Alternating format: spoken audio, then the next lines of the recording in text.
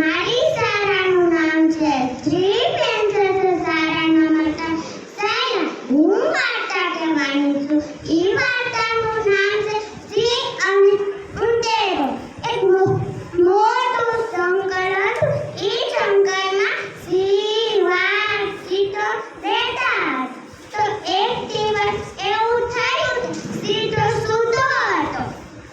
તો ઉંદેરો આવીને એની ઉપર ઝુમકા અને લપસ્યા ખાવા માંડ્યો. ત્યાં સિંહ જાગી ગયો તો એને પકડી લીધો.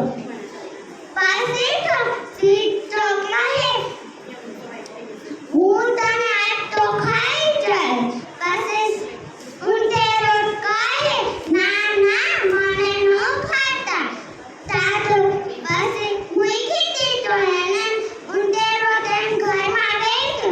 પછી એક શિકારી આવ્યો. શિકારીએ તો મોટી જાળી બાંધી દીધી.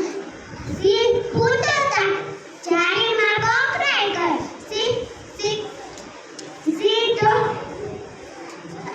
કેટલી કોશિશ કરી પણ સિંહ તો ન ખોલી શક્યો. પણ